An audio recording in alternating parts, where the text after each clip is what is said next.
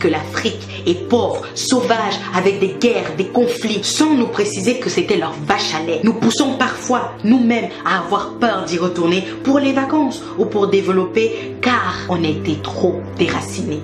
Ils nous ont dit, ton histoire n'existe pas ou plus, et ils ont écrit des mensonges sur la leur pour mieux le vendre à leurs enfants, mais surtout pour dominer celle des autres, en passant par le royaume de Soundiata Keïta, de Mansa Moussa, l'homme noir le plus riche de l'histoire de l'humanité, bien avant Jeff Bezos et ses amis.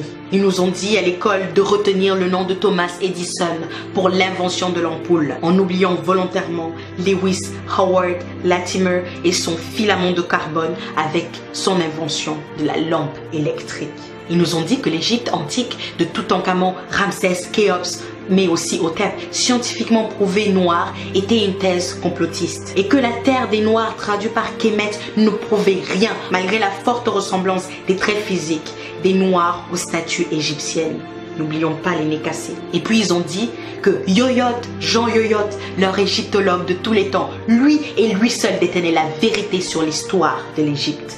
Mais que le travail de Cheikh Anta Diop est une imposture, car c'est à eux de choisir comment s'écrit notre histoire. Ils nous ont dit, nous allons garder vos objets d'art dans nos musées pour qu'ils ne soient pas détruits ou gaspillés, comme avec l'os d'Ishango du Congo, la preuve la plus ancienne de l'utilisation du savoir des mathématiques dans l'humanité, et qui a été initiée par les Noirs. Ah non! Il faut surtout pas leur dire que des choses utiles ils ont inventées. Ils nous ont dit qu'ils ont fait la première déclaration des droits de l'homme en 1789, alors que la charte du Mandingue existe depuis 1236 et prônait déjà la paix sociale dans la diversité, l'inviolabilité des personnes humaines et de l'éducation, l'intégrité de la patrie, la sécurité alimentaire, l'abolition de l'esclavage ou encore la liberté d'expression. Quelle coïncidence! Ils nous ont dit, vous n'avez pas de civilisation, d'inventeurs, de chercheurs, de scientifiques, de philosophes, en passant par Thalès, Pythagore ou Hérodote. Ils nous disent aujourd'hui qu'ils sont là pour nous aider, pour lutter contre le Covid alors qu'ils n'arrivent même pas à le contrôler. Nous aider à nous délivrer de la famine avec leurs produits exportés, de nous délivrer des guerres que certains d'entre eux ont créées dans leur propre intérêt. Alors, ils ont créé des ONG pour donner du sens à leur vie, sans toutefois aider la vie de celles qu'ils prétendent protéger. Ils sont venus avec le FMI, la France-Afrique, le CFA, l'ECO et même le UN aujourd'hui. En toute sincérité, ils nous ont dit, et on y a cru pendant des siècles et des siècles jusqu'au 21e. Sincèrement, éperdument, naïvement, on s'est laissé convaincre et on a accepté ces mensonges. Et aujourd'hui, on nous traite de complotistes lorsqu'on veut rétablir l'histoire qu'ils ont falsifiée. Sommes-nous si faibles? Avons-nous oublié les recherches de Cheikh Anta Diop sur l'Égypte antique noire et leurs prouesses mathématiques, arithmétiques, scientifiques, agricoles et en médecine et en architecture, en littérature mais aussi en politique? Avons-nous oublié Madiba Mandela, Angela Davis, Thomas Sankara, Rosa Parks, Patrice Lumumba, Martin Luther King, Myriam Makeba, Malcolm X, Aimé Césaire et tous les autres? Et puis à moi, ils m'ont dit, ça y est, tu as la nationalité. Comme Adama Traoré, ta vie va changer. Et mes origines les ont toujours obsédées. Ils m'ont dit, il faut t'intégrer. Je me suis exécutée et j'ai parfois oublié mon passé. Ils m'ont dit, oublie ton passé pour avancer, alors que c'était juste pour me manipuler. Ils m'ont dit, arrête de parler, de te victimiser. C'est mieux ici comparé aux États-Unis. Chez nous, il y a l'égalité, du moins sur le papier. Ils m'ont dit, ta coiffure ne convient pas au poste. Je suis allée défriser, tisser, les cacher. Ils m'ont dit, ton accent est trop prononcé. J'ai commencé à whiteiser. Ils m'ont dit, ton nom n'est pas assez francisé. J'ai pensé à le changer.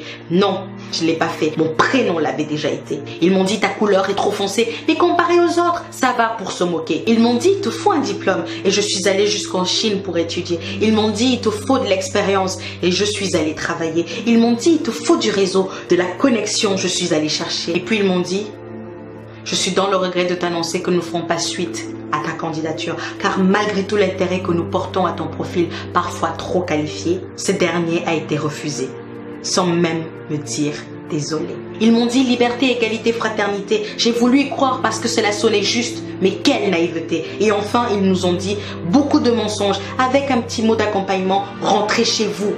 Et ça au moins, c'était vrai. Chers amis, chères sœurs, chers frères, chers pères, chères mères, pour que la vérité et le respect, la cohésion, la paix, pour que le Black Lives Actually Matter, il va falloir qu'on se réapproprie notre histoire, qu'on la transmette à nos enfants comme la Chine le fait avec les siens pour la réhabiliter. Il va falloir qu'on apprenne que le communautarisme qu'il pointe du doigt, c'est pour nous éloigner de la force économique qui va nous mener à cette dignité tant quémandée. Il va falloir consommer noir ou buy black. Cela va nous faire avancer. Il va falloir rentrer en Afrique, comme ils le disent, rentrer chez vous, pour que le continent soit enfin développé. Il va falloir qu'on se réapproprie nos terres que la Chine achète par milliers pour ne pas se retrouver expropriés. Il va falloir qu'on construise notre identité sans oublier notre passé. Il va falloir qu'on se réapproprie notre économie avec l'aide d'investir au pays. Il va falloir qu'on ait l'estime de nous-mêmes avec les vidéos de Mukwesa, Grandeur Noire, Pensée Kamit, Lenny Muga, Kemi Seba, mais aussi Crazy Sally et Soudei. Il va falloir comprendre la politique pour s'asseoir en tant qu'égal face à l'Asie. Je parle de la Chine. Il va falloir tous les jours appliquer ce qui a été dit pendant les rassemblements d'Adama et de George, car ce n'est pas fini.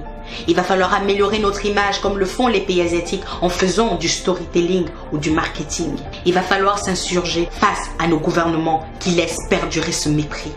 Il va falloir dénoncer, mais il faudra agir aussi. Il va falloir qu'on garantisse à nos enfants, aux enfants de nos enfants, un monde dans lequel ils puissent vivre égaux et libres, à moins que vous vouliez que The Doll Experience se répète sans fin à l'infini. Il va falloir qu'on leur dise qu'il faut qu'ils soient fiers de cette couleur ébène avec plusieurs nuances et coloris. Il va falloir détruire les chaînes mentales. Il faut que ce soit définitif. Il va falloir leur répéter tous les jours qu'ils sont beaux, forts, brillants, intelligents, courageux et créatifs. Il va falloir leur dire qu'ils ne doivent laisser personne décider de qui ils sont ou doivent être dans cette humanité parfois racisée. Il va falloir leur dire que personne ne fait le choix d'être noir ou blanc car ce sont des couleurs créées pour diviser. Il va falloir se demander si nous allons continuer d'accepter qu'ils nous dictent notre conduite et surtout qu'ils nous autorisent cette liberté ou allons-nous l'arracher. Il va falloir être prêt car ça va être difficile. C'est un combat qu'ensemble nous allons, main dans la main, gagner pour que le racisme ordinaire, institutionnalisé, systémique, étatique ou ethnique soit enfin dans ce monde éradiqué. Il va falloir arrêter de nous plaindre pendant une semaine et puis retourner à nos seules filles. Plouf! Lutte oubliée. Et enfin, il va falloir se demander, et si c'était moi? Au TEP.